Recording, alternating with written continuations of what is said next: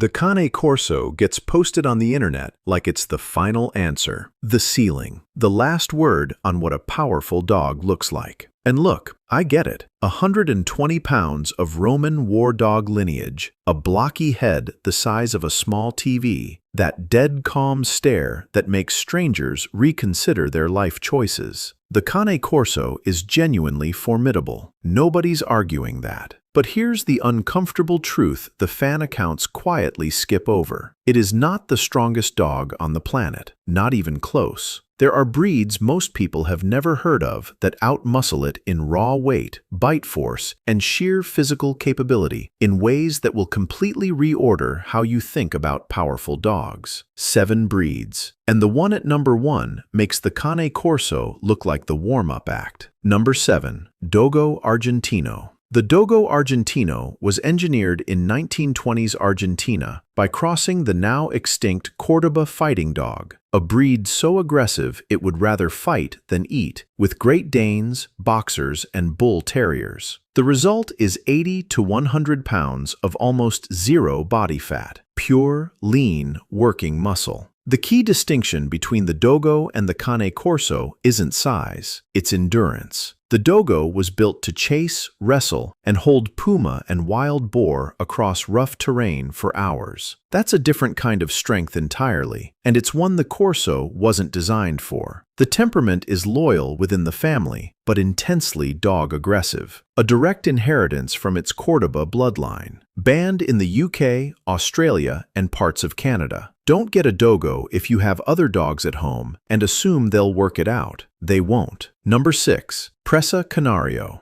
The Pressa Canario is the dog the Cane Corso often gets compared to, and in that comparison, the Pressa quietly wins. From the Canary Islands, the Presa tops out at 160 pounds on large males, already clearing the Cane Corso's upper ceiling. It's broader, more rectangular in build, with a wider chest and a head mass that's proportionally larger than the Corso's. When the two are placed side by side, experienced handlers almost always identify the Presa as the physically dominant animal. Without consistent, experienced handling from puppyhood, the Presa fills whatever authority vacuum the owner leaves. At 160 pounds, that vacuum has real consequences. Perfect for someone who's spent years with dominant large breeds. A disaster for someone who just thought it looked cool. Number 5. Borbble. The Borbble was developed by Dutch settlers in the 1600s South Africa to protect remote farmsteads from lions, leopards, and baboons. Not deter them, physically confront them. Males push 150 to 200 pounds with a bone density that vets frequently note as unusually heavy even for the weight class. The sheer density of a Borbble is something that doesn't come through in photos. You only understand it standing next to one. And here's what surprises people every single time. It moves fast. It was built to intercept a charging leopard, and that required real athleticism, not just mass. Calmer than it looks in a domestic context, but calm doesn't mean easy. This dog needs structure, space, and an owner who doesn't flinch. 3 in, and the Cane Corso is already looking more like a baseline than a ceiling. Number 4 is where this gets genuinely surprising. Number 4. Tosa Inu. Japan built a fighting dog, and they didn't do it casually. The Tosa Inu was developed during the Meiji period by crossing native Shikoku dogs with Mastiffs, St. Bernards, Great Danes, and Bull Terriers. In the fighting circuits it was built for, noise was disqualifying. Stoicism was bred in as deliberately as muscle. The result is a dog reaching 130 to 200 pounds with an emotional stillness that is completely at odds with its physical capability. The Cane Corso is expressive. The Tosa watches, processes, then acts with a speed and force that catches everyone off guard. Banned in the UK, Australia, Denmark, and several other countries. The respect this breed deserves is not optional. Most owners who skip the research figure that out the hard way. Number 3. Caucasian Shepherd Dog, Caucasian Ovcharka.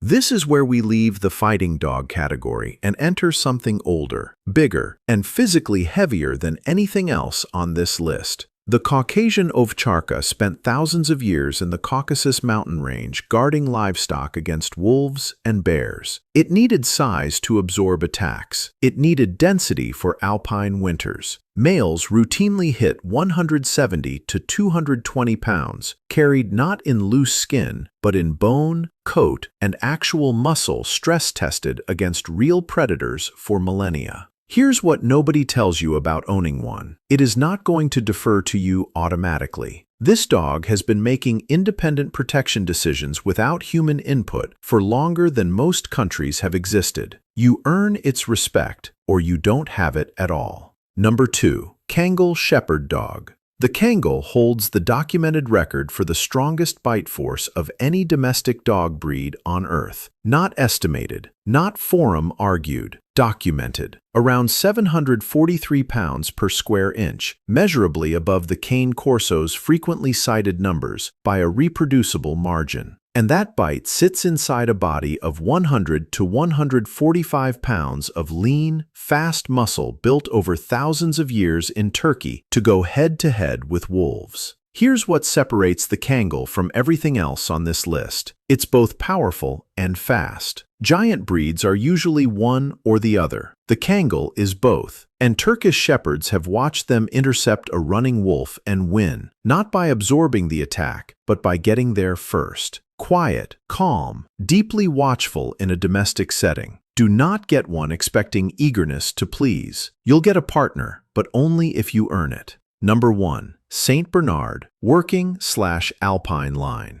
Wait, hear me out. The Saint Bernard, the drool machine, the cartoon dog with the little barrel of brandy that nobody actually used for brandy. In raw, documented physical strength, pulling force, body mass, structural power, the working line Saint Bernard is one of the strongest dog breeds on the planet. Males hit 140 to 180 pounds with bone density that vets note regularly. In weight-pulling competitions, Saint Bernards routinely pull loads exceeding 2,000 pounds. The Cane Corso, with all its Roman war dog prestige, typically pulls in the 1,200 to 1,500 pound range in the same format. That's not a close comparison. That's a different category entirely. Here's what the internet gets wrong. It confuses temperament with capability. The Saint Bernard is gentle, patient, and comically tolerant of children. It doesn't use its strength aggressively, but the strength is there, massive, undeniable, completely outclassing the dog that everyone decided was the final answer. The Saint Bernard never needed to look dangerous, it just needed to be powerful. And it is. The Cane Corso is genuinely formidable. Nobody serious is taking that away from it. But strength is a bigger category than one breed's fan base wants to admit. Bite force, body mass, endurance, pulling capacity. Measured honestly across all of those, the Cane Corso sits somewhere in the middle of a very long, very impressive list. The uncomfortable truth isn't that the Cane Corso is overrated. It's that the dogs above it are invisible to people who already think they know the answer. Did any of these surprise you? Drop it in the comments. And if you own a Cane Corso and you've got opinions about this list, I especially want to hear from you. Don't hold back.